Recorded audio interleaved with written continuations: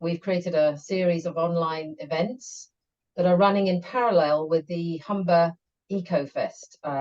That has been 3 weeks of in-person events around Hull and the Humber region to promote and celebrate the fantastic work that's going on around sustainability there. So ASP wanted to show its support, and so we've been running these wonderful series of online events, of which, of course, Isabelle's is one tonight. It's very important for us that we provide a bridge across the generations. Our work is focused on the needs of the new generations and those as yet not born. So it's all about how we can support them, engage with them, and co-create a future that will be inspiring and full of opportunity. So it gives us a great pleasure tonight to introduce to you Isabelle Drury and her session about how we can work to imagine and create a new future. So welcome everyone, and welcome Isabelle. Thank you. Let me make sure this screen share works. Excuse my voice and my coffee sneezy self. I'm a little bit poorly, but that's not going to stop us from having a good time. So I'll get started. So obviously, hello, I've just been introduced, but I'll tell you again. I'm Isabelle, obviously. I'm a writer who is currently exploring how to make sense of the world we live in and how to imagine the world we want to create. I was born in 1999, which would make me what you would call a zillennial. This means I was born on the cusp of the millennial and Generation Z demographic cohorts. I grew up with the first iterations of social media. I remember when Facebook was still cool and when Instagram and TikTok didn't even exist. My first phone was a brick, and I always coveted the Motorola Razr, the pink one specifically. And I didn't graduate to the touchscreen until I turned 13. And like many of my fellow young people, I grew up with the inescapable knowledge that the climate crisis presented a very real risk to my future. And although this last point isn't a unique concept to the world of Gen Z, we have been awarded the unique title of being called the last generation that can stop the climate crisis. No pressure, right?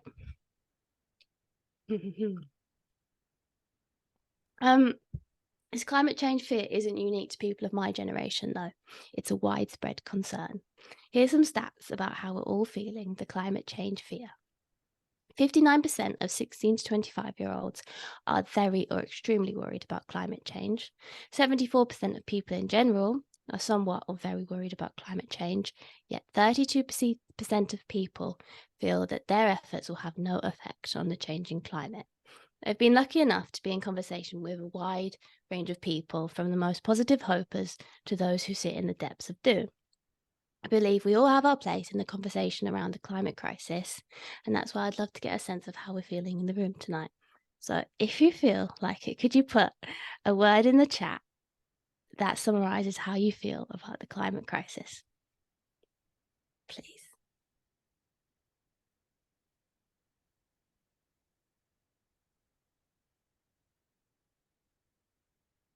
Anxious, that's terrified. Angry, yeah. I feel terrified and anxious very often. And angry is also a very big one. Worried, same. Overwhelmed, definitely. And annoyed. I feel like we all are feeling quite annoyed when we know however, the fact that we've known about this for so long and not done anything about it. Motivated, I do like that one. I feel like we really need to be able to feel motivated. Powerless, definitely.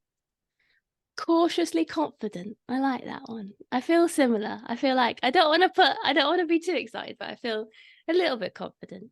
Heartbroken, I can feel that one as well, definitely. When we love the world so much, it's just so easy to feel like that. Concerned. Definitely. Cool. Thank you very much. Oh, I trust we can get through it. Yes.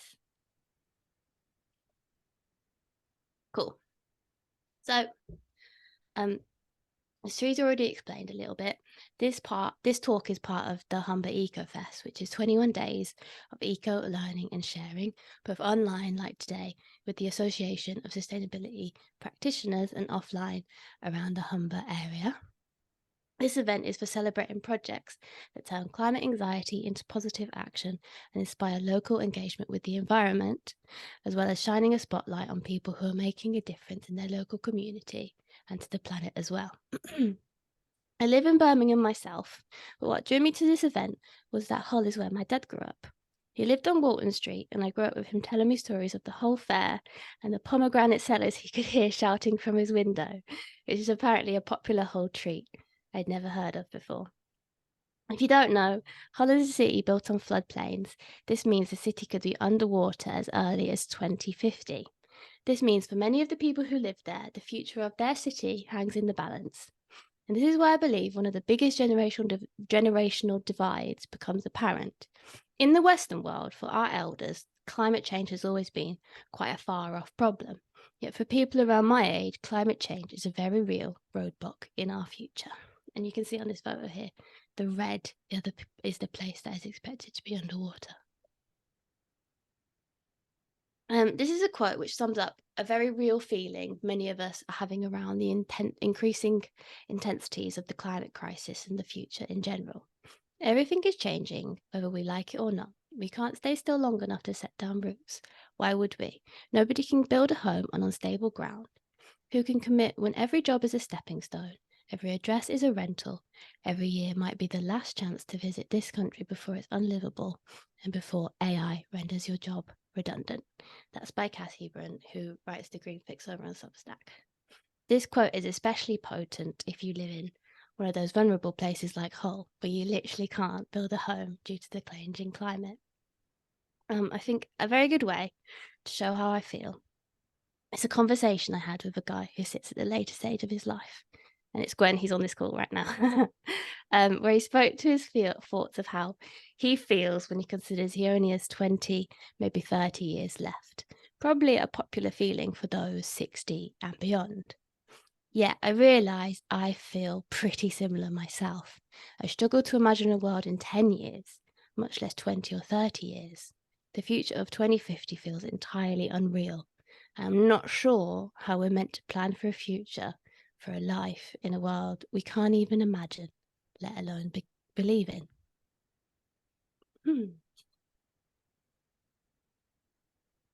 And this presents the impossible issue. We can't imagine the future because no one has ever given us the tools or the agency to do so. Sure, there's an Instagram account telling us to use a reusable cup and buy secondhand clothing, but nothing real. Right now, all we get is all bad news with no real guidance on what we can do next. How can we even begin to piece together a solution in a system that's so broken? On my search for a way out of this problem, I found the work of Rob Hopkins. Rob Hopkins is the founder of Transition Towns and the Transition Network. He's the author of many amazing books, but one of my favorites is From What Is to What If, Unleashing the Power of Imagination to Create the Future We Want. Imagination is an essential part of coming out of a crisis like the one we find ourselves in today. Because we know what we're currently doing isn't working, but we don't know what to do next. We've become so used to campaigning against things that we've lost sight of where we actually want to go. And as Einstein said, we can't solve problems by using the same kind of thinking we used when we created them. Instead, we must first imagine the world we want to create and then go about creating it. Rob is all about firing up people's imaginations with possibilities and ideas, and then getting alongside them and helping their ideas become a reality. And one of my favorite quotes from the book is, if we can imagine it, desire it, dream about it, it is so much more likely that we'll put our energy and determination into making it a reality.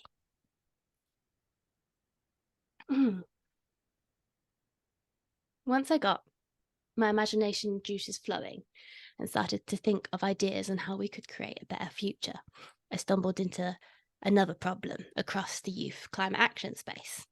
The problem was that the same mistakes were being made over and over again. Many of the activists I have met have the passion, the fire in their bellies, but they're missing a certain knowledge, a knowledge that you can only gain from real life experience, not the experience of being in the trenches of the climate space.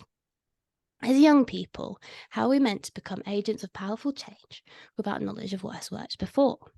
This is where the need for intergenerational collaboration comes into the conversation. We need to be taught what has worked before and what hasn't, so we don't waste our time making the same mistakes over and over again.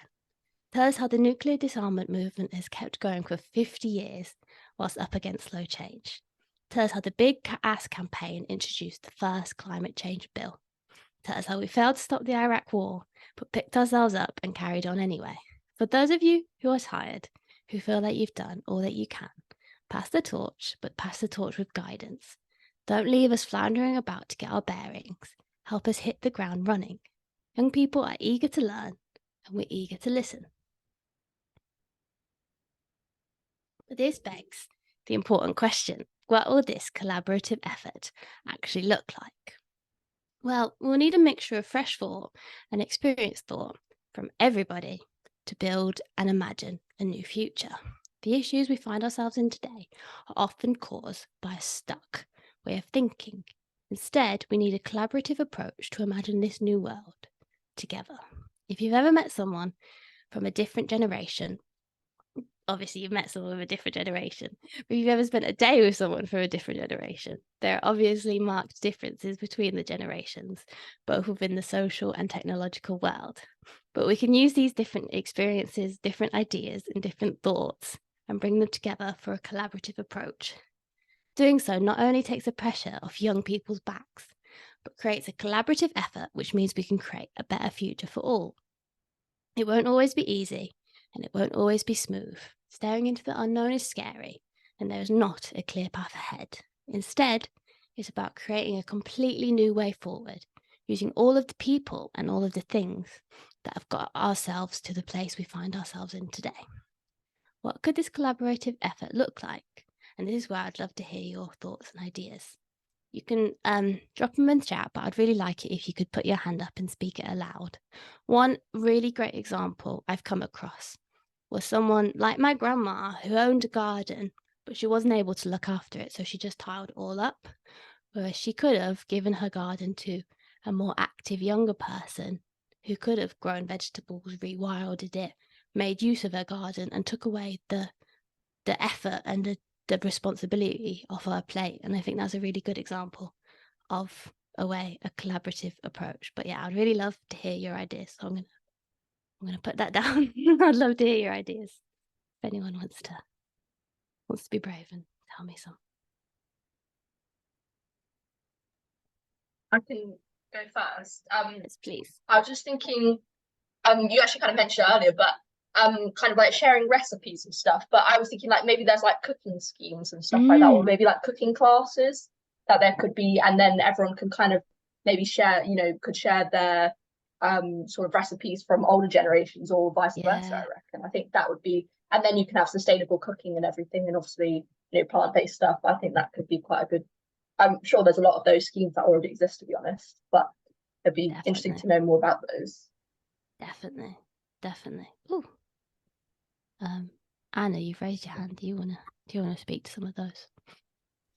Hello. Yeah, I had the sort of the thought of just talking to maybe like a grandparent about just how they lived, because I think look at how we're living, even just the amount of, I don't know, just like products we have compared to what they'll have had. Like my grandma literally had a bar of soap for everything. And like, buying local, staying local. I think we could learn a lot from actually appreciating what's around us, which in turn would make us sort of live very much more sustainably. Thank you. Definitely. I think the whole zero waste movement we have right now, I feel like it started with following what our grandparents did. I think there's so much to learn. But Gwen, what's your idea? Well, Anna, come and have a chat with me. I'm a grandparent. But seriously, one of the best examples, my wife makes clothes for my daughters who are in their mid-30s. And we've given them both sewing machines, and they're now making their own clothes for themselves. And it's these skills of of making and repairing that weren't passed down through the schools, but are being passed down by my wife, and the daughters will therefore pass the skills hopefully onto their children. So for me, that's where it starts. Definitely. My grandparents both of my grandmothers were really great sewers, but I don't know how to sew at all. Yeah, and like Harry just said in the chat, he learned to sew recently and he's teaching his little ones now as well. It's such an essential skill. There's so many essential skills that we've just forgotten. Jane, do you want to share? Yeah, I think for me, it's a really simple thing, but we don't have a fence between our garden and next door's garden. And we have an absolutely fantastic lady next door to her who's just turned 70. And she is at that stage where she can't always do everything, but she does. She gets our 16-year-old to, help with the lawn, and when she's got heavy digging, she does it. But in return, it's like, our kids learned how to pick the grapes and her kiwis in her garden, and they look after the pumpkins for her. She can't lift the pumpkins, but they see all of that. And it's just the little things, like when she's talking to them, she'll just say, oh, there's a such and such bird. They're a bit earlier this year than they were last year. They used to come a lot earlier. And it's just those little snippets of information that just come through community and living together, just without that fence between us. It really makes a difference.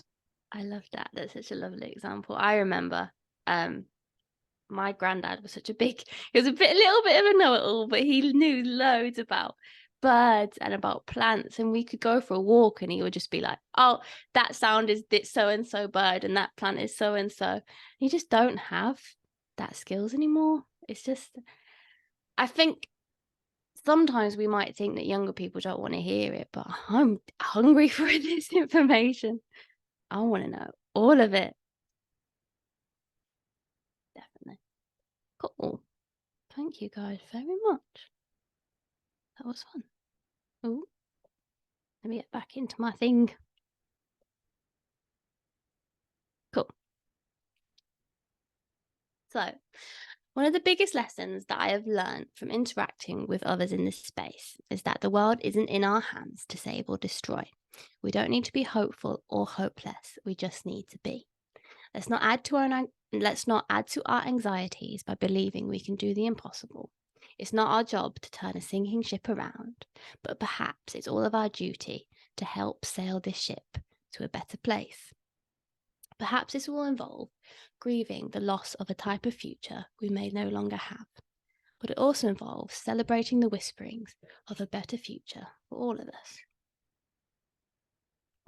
If we get the opportunity to be held and supported by a wide range of people, all adding to the conversation with their unique experiences and ideas, what action can we take to make the world a better place? If it's no longer our burden to save the world, what can we still offer it? And this is a lovely quote from Deb Ozarko, which really spoke to me around this topic. Once I dropped from my shoulders the self-imposed burden of having to save the world, I could breathe a sigh of relief and ask myself, what can I still do? The strand of hope that always pulls me back from the depths of my climate doom is the opportunity for us to build a just society, a kind of utopian for all. It's an opportunity for mass reflection, mass imaginings for a better future. I feel we owe it to future generations to make the shitty effects of climate change as least shitty as possible. I think back to all the activists who have come before me, who have made a better life for me and my loved ones.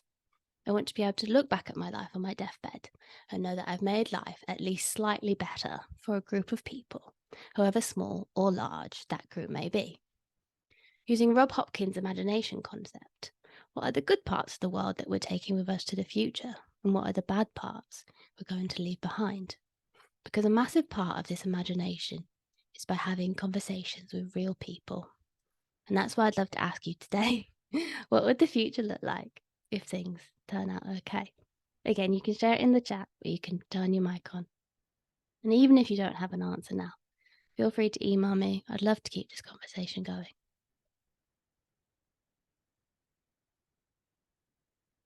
I think a really fun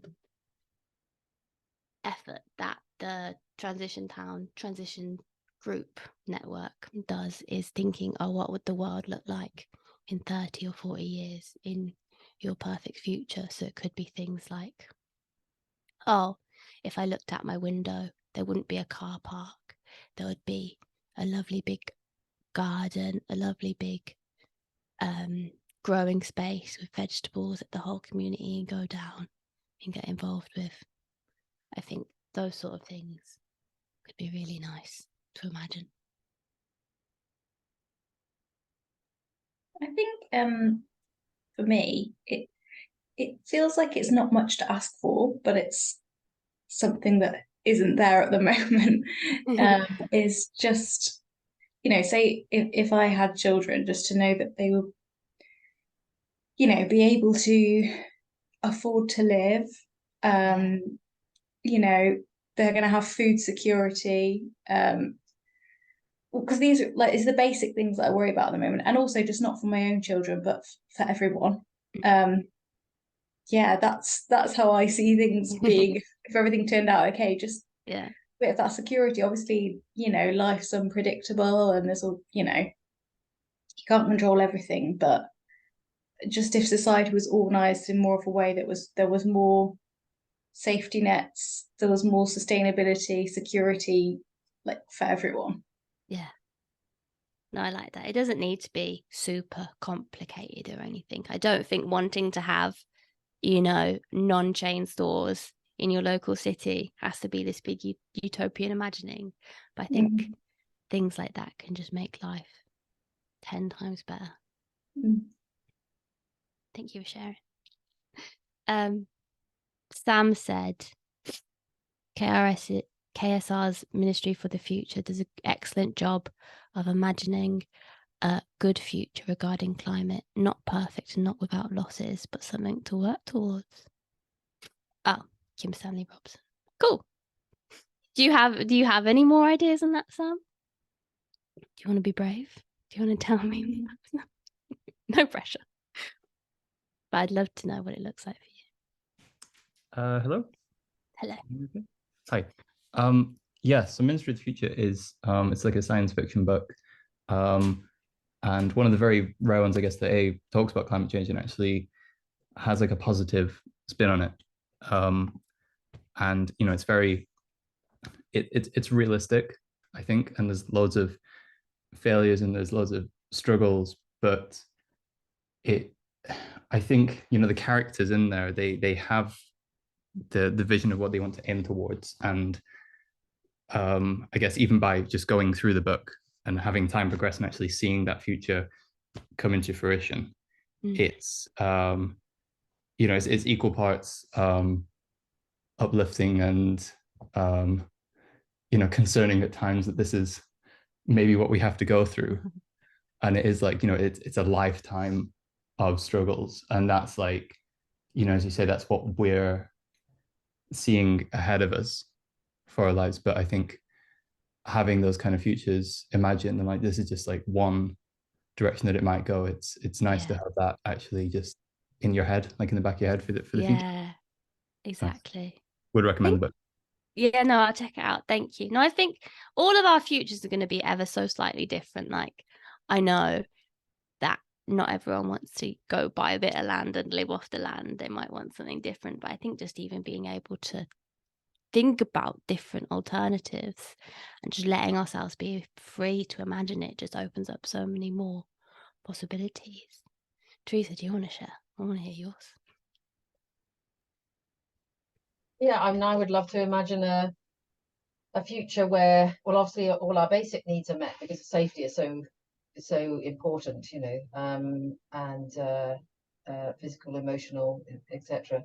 But for me, the climate crisis is being sort of in tandem. We've got a mental health crisis going on, and so the ideal future would be where people feel a lot more kind of stable emotionally and have a lot more kind of agency. They feel they can do something. There's a lot of people who are quite frozen at the moment because there's a lot of other stuff going on in their lives. Yeah. And I'm not sure we're coping with the mental health crisis any better than the climate crisis, to be honest. So I think it goes hand in hand. And so I would love to see a future where the people that, you know, is the change comes through people. But if half the people are frozen because of the mental health issues, then that's a problem. So a healthier, happier people full of sense of agency and that they feel that they can make a difference would be great. I love that. And I think a lot of these changes come hand in hand. I think if we lived in a world where we were surrounded by much more greenery and worked with our hands a lot more and didn't have to work, you know, 40, 50, 60 hours a week, we would be so much more mentally healthy. It comes hand in hand. And I think that's a way you can sell it to a lot of people in that way. I think it doesn't have to be like, oh, you can never go on holiday again. You know, it can be nice. You can sell it in a nice way. Definitely. Timo, I want to hear your thoughts. Yeah, I have this little phrase. Apparently I'm sitting completely in the dark. I have this little phrase that might help in a sense. It's living in the light of a light still over the hill. The work to be done is generational, really, and our hope can be in a longer term future. There are things to hold space for now, however, but we can go mad doing that. And I think if we can hold on to a picture, for me, it's a very solar punk future that's decentralized and nature and technology much more in balance, and all the implications of a permaculture future imply talking to your neighbors and sharing things and having less in some ways and editing what you listen to and what you look at. I think we're being called to, you know, manage ourselves and be grown-ups and elders in that. There's a great cry for all of us to grow up, become elders, where we've actually been infantilized for generations. But you could hold space and go into the fight and think, well, it's I'll man the barricades now and this is the hill I'll die on, and you won't live a rounded life. But if your vision is something beyond this present darkness, then I think you can sort of hold space as you need to each day, which is the call, isn't it? What's today's truth? Am I a fighter? Am I a lover? Am I a waiter? Do I sleep? Do I step back? Do I step up? Each day's got its own truth. But if your overall vision is a light that you're not super stressed, isn't in play yet, but a sense of it coming, yeah, I think that's what I'm trying to calibrate every day is what's today's truth, but what is the light still over the hill? It's not quite dawn, but what will it look like when it just begins to glimmer over? It's poetry and it's mind tricks, but that's how we look after ourselves, right? I love that. I love that. And I think even just by imagining and thinking what the world we want to create, rather than saying, I would like a world where no climate change exists, because obviously we all want that. But how do you go about on your day-to-day? What action do I do tomorrow to make climate change not exist? But again, if I go back to that idea of having a community garden and everyone around my apartment and around the housing estates that live near me, if we could all grow food and access food, I think that's a really easy way. It's a step I can take. I could look to how we could build the skills here, how we could get the gardens growing here. I think that helps so much. And a couple more in the chat. Arjun said eco-friendly cars and less pollution. Definitely. I know pollution isn't a big thing everywhere, but some countries it's really bad. I think cutting down pollution is one of like immediate things. And Gwyn said local thriving communities and people-centric travel networks. You want to tell me more about the travel networks to eco people-centric travel networks? I like that idea. Yeah, basically at the moment we've got a situation where most cities in the world, 25 to 30% of the land is taken up by cars or networks dedicated to cars, car parks, roads, etc. And we simply must move away from this one person per vehicle journeys. into the possibility for people to have other forms of transport where they can choose to go by bus, they can choose to cycle, they can choose to walk, and they can choose to drive. So it's not anti-car, it's with. You know, we just gotta have choice and move away from this domination of the space dedicated to just to cars, basically. Definitely. I live in Birmingham, and it's an in-between. Like, if you want to get in and out of the city centre, the train's pretty good, but getting around the city, like getting to one place within the city to another place within the city, it's not ideal. And there are cycle lanes, but they're down main roads, they're down dual carriageways, and it's bloody scary to ride your bike down those roads. So I want to cycle to places, but I'm too scared. So, but I've been obsessed with not just bikes on YouTube, and him showing all in a few different countries across Europe, accessible travel, and it's so great to watch. And again, we can learn from these people. They've imagined it and made it. Amsterdam used to follow quite an American travel plans. It used to be so car centric, but they thought, well, actually we want this to be a bit different. You know, they imagined it and they created it. Robert, I'd love to hear your idea. Thanks, Isabelle. That was really good. And I was really glad at what Timo said about, you know, permaculture communities, because I just stuck a thing in the chat, which is kind of like a 30-year history. It probably goes back to when you were about -10. And I know we talked about this not so long ago.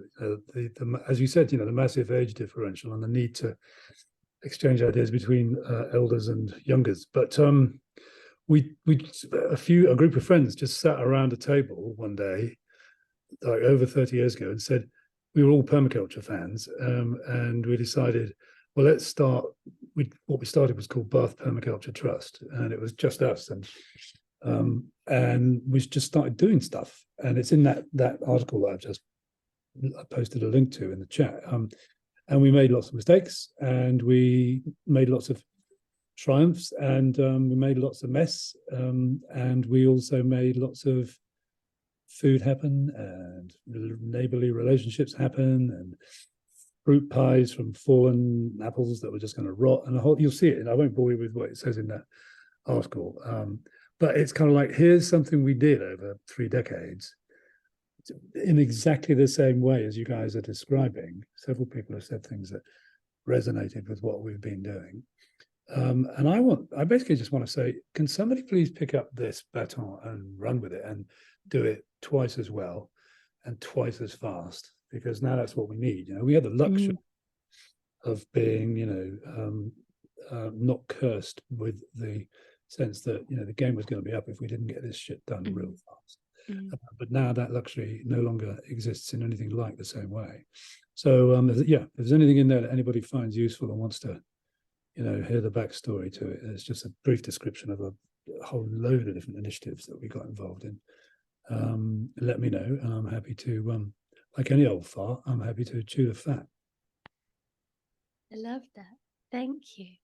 Definitely. And I feel like we need to be able to learn from the different places who have done the little things. And I feel like people don't shout about it enough. That's what part of the reason I love the transition town and the network, is because they did it in one place and it worked really well. So here's what we did, shared all the ingredients, and they can do it in another place and in another place and another place. And you just need one brave person to do it. And then it's a roadmap, isn't it? It's here's how we did it and here's how you can do it. And I think it will inspire so many people. And I think they imagined it and they did it. Nora, you popped something in the chat about everyone having a cute place to stay, all their basic needs uncovered, and that they can do something that's meaningful or fun to them. And I'd love to hear what that could be like for you. What would that be like in your world? Oh yeah, I was actually like laughing at myself because I'm just like describing the like basic levels of Maslow's hierarchy of needs, and it's like, this is the place we're at. We're just like, it would be great if people had food, you know. Like, Exactly. it's very depressing. But I think there is something to just having your basic needs met in a crisis and in a polycrisis.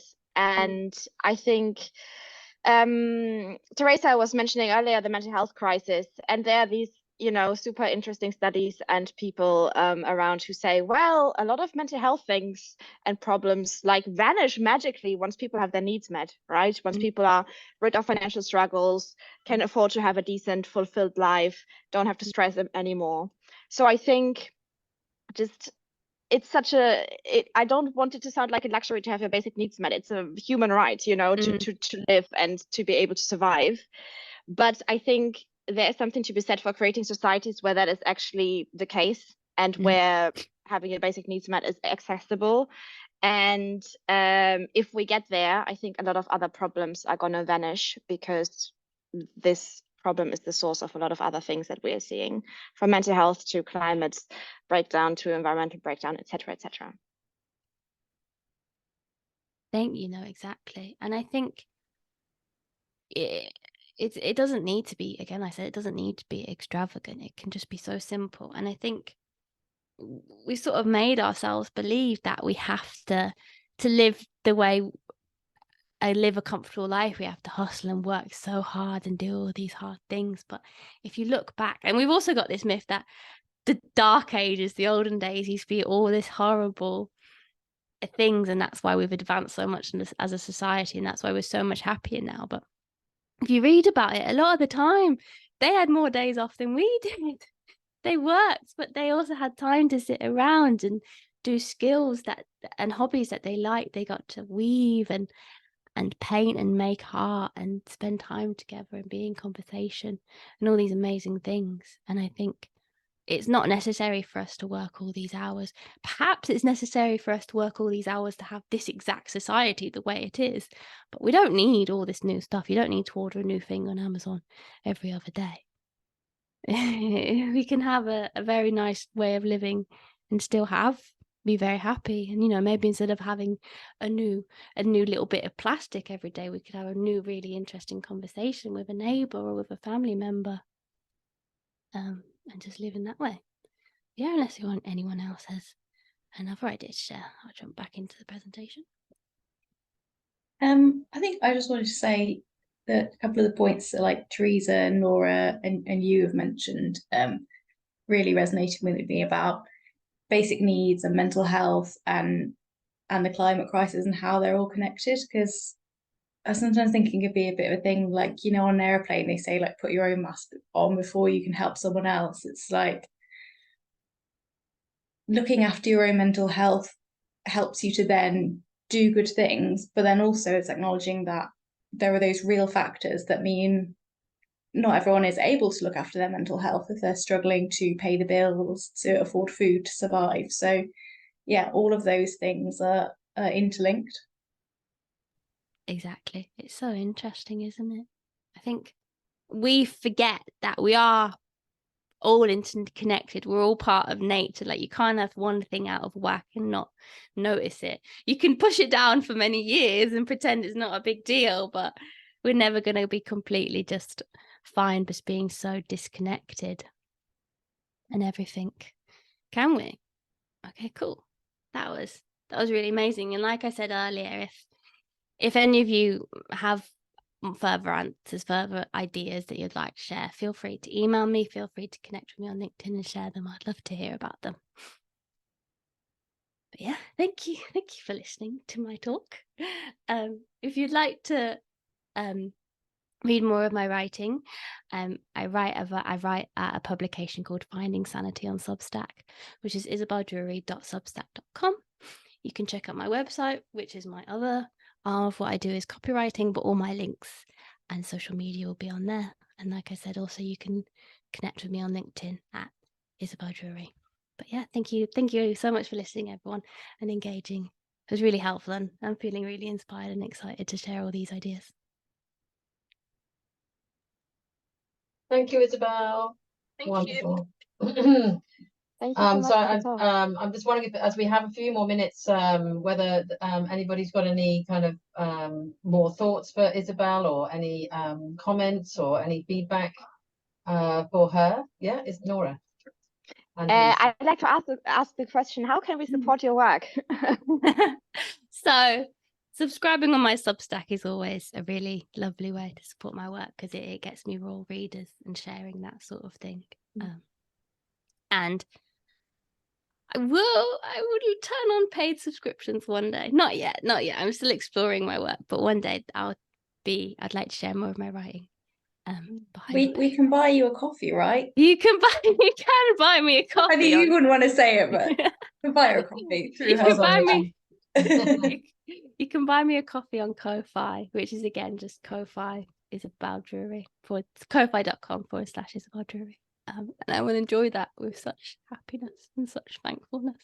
But yeah, read my stuff. That's what all writers want, is to just read my stuff. Thank you, Nora, for sharing. Yes, and Nora's put the link in the chat there. That's great. And Lisa, you put your hand up.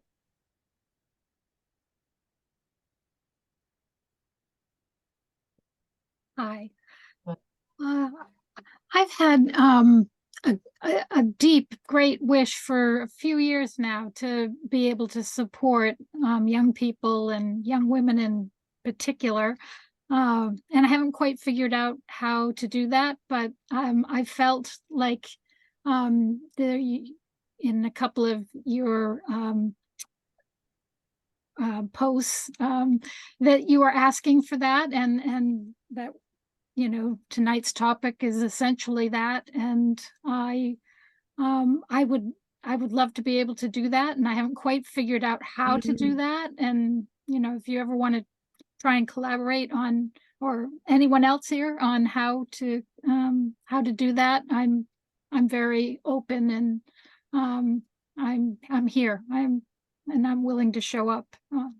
And I think that maybe I could do some networking. That would, I don't have strong tech skills and what have you, but I know some other people, and I might be able to help in that way. So I put that out there.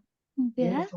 Beautiful. No, I love that. Definitely. Thank you. If you want to shoot me a message, drop me an email, I can definitely shoot some ideas around. I know there's loads of really interesting resources about eldering in a resource I can't remember the name of, but I'd love to send you that one.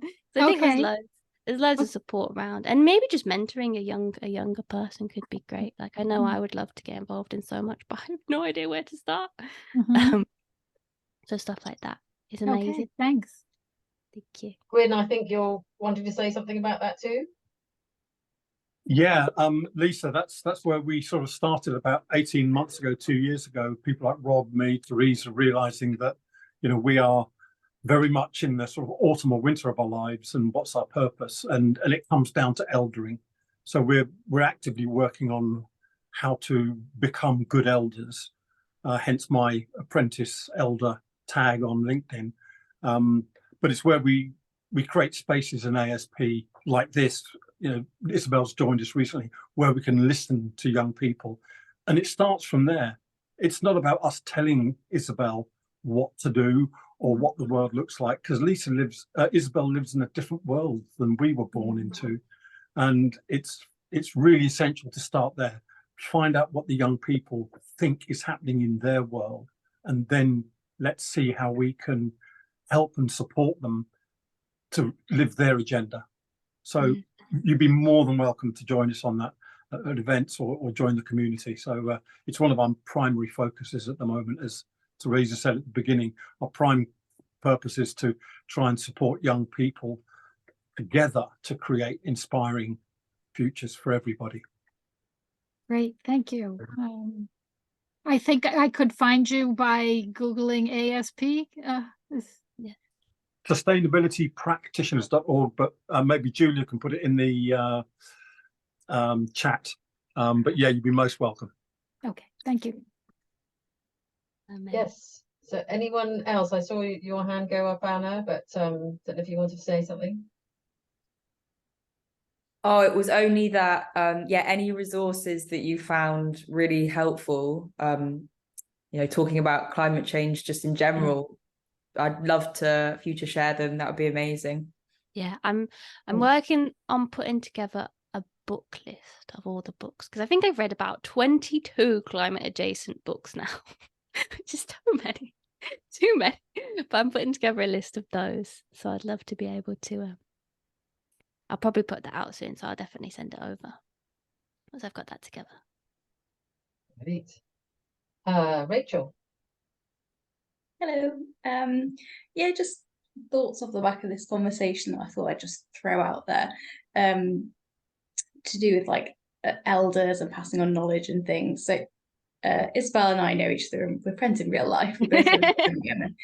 We've been talking for a while about like we want to do more, get more involved in local community, foster more kind of local community. And there is stuff out there, but I think as like younger people, like without kids, we're kind of separated from a lot of the existing like structures. Like, you know, if people have kids and they all go to school together, or people have lived in the same place as adults for a long time, like yeah, just kind of thoughts really of something that would help is somehow bridging that gap and helping younger people.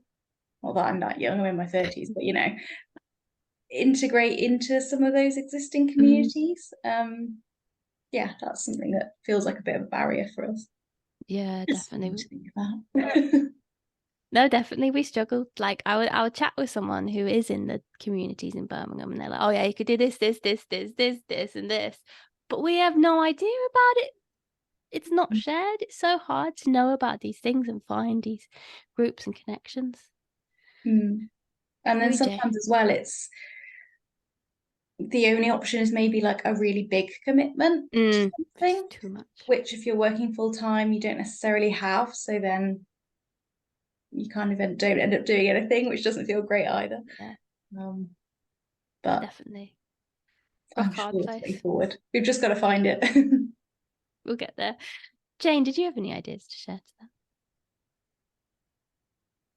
Yeah, I mean, I think it was just to kind of talk to what Rachel just said. And I think it's just the fact that that is so much getting to the heart of the actual problem itself, which is lack of community. And, you know, we shouldn't be talking about, oh, well, there's groups for this and there's groups for that. You know, as someone has got kids from kind of 7 to 16, I know exactly how much easier it is to integrate when you've got kids. It just, your life changes. But even then we kind of think, oh, well, there's not a group for us, so we need to create it. And I think this is actually part of the cyclical problem, is that as soon as we have community, you know, we have the older people that will tell us about the birds. We have the younger people that will help the neighbours with their heavy digging. We have it is that thing that we have to find ways of not just being intergenerational, but cross-class, you know, cross, you know, and that idea of bringing together community, whether it's your block or your neighborhood or your village, is absolutely fundamental to solving all of our environmental crises. I don't know how, like, but I'm just saying. No, we got to imagine it first, don't we? Exactly, because me and Tima were speaking about this the other day. Is there's so much in sustainability. There's so many very well educated, very middle class, upper class people, and it's great. You know, they're doing their thing. But like my friend went to an event, and it was like, oh, the best thing you can do for climate crisis right now is change your investments to a green provider, and I'm like, that doesn't help people.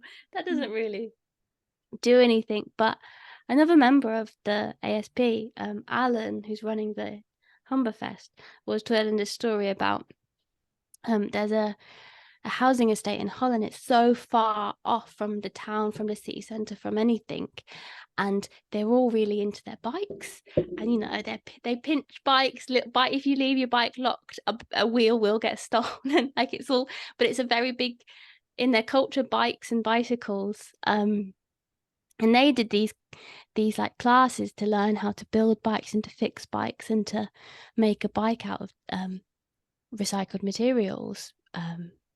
And these lads come to these events building these bikes, and then they'll give the bikes off to their dads so their dads could get to work and finally have a job. And sure, it cuts down carbon, but I feel like the most important thing is it's skills, it's job skills, it's life skills, it's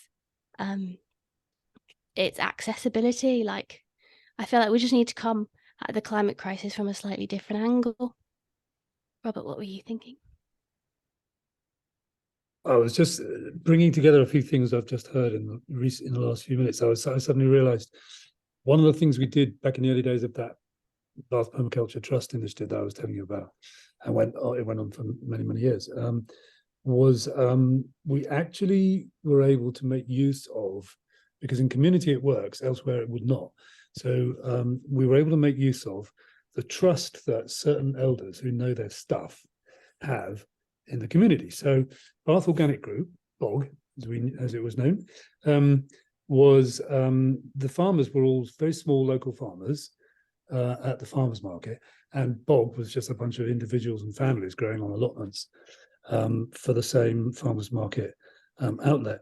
And none of them could afford to get certification and say that it was organic food, but we knew it was, because none of them wanted to be using producing non-organic food, but they weren't legally allowed to say that it was organic.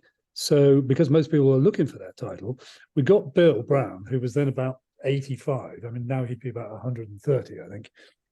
Bless him, I'm sure he's around somewhere. And we said, look, Bill, would you come out to each of these growers one at a time, and just walk around and have a chat with the people and either say, yeah, that's definitely what anybody would call organic. Yeah, because he was taught by his granddad, and there were no agrochemicals or garden pharmaceuticals in those days. They grew what we would now call organically because they had to. And they didn't ship food all over the world because there wasn't any means to do so. So anyway, so it became known as bog standard. And and bog standard in Bath at the farmers market was more, and generally in Bath as a whole, was generally more trusted because it came from Bill, whom everybody knew and loved and trusted because he knew his stuff, really, really, really knew his stuff. Everybody, they looked out for the bog standard mark more than they looked out for the organic mark. So why I'm saying all that is to say, we can all, Isabelle, go around Birmingham, not on a bike, not downhill, but, and see if you can find, who's the most trusted old woman when it comes to, root vegetables in November and how to turn them into something that will last through the winter, because she was taught by her great grandma before there were fridges, and it's not only the case that they will know, but it's also the case that people who are told that Gladys over there says this is as it's described, people will be able to say, yep, well, if Gladys says it's good, then it's good. And that's how we did it with Bill Brown. And bless him, he enabled, now he's no, as I say, he's no longer with us, but he was able to, and he enabled us to create a sort of our own little local certification scheme, and people trusted it. They really did. So it's, those people are still out there, just a few of them, and grab them while you can. No, definitely. And I was going to say, before I started sneezing, I was going to say that, we only have connections to these people, maybe your parents or your grandparents, but once the connection is lost, it's going to be really, really hard to get this information back. So I think we all, right now, we all owe it to the future societies to learn these skills, pass on these skills and write them down, like get the knowledge in our brains and pass it on. I think it's so important. Definitely. Amazing. Thank you everyone so much. This has been so fun. Great. Well, thank you all so much for coming tonight, and thanks in particular to Isabelle. Robert, you're going to have to show me how you do that, what you just did with the fireworks. I don't know how you did that. I want to know. But yes, yes, I need a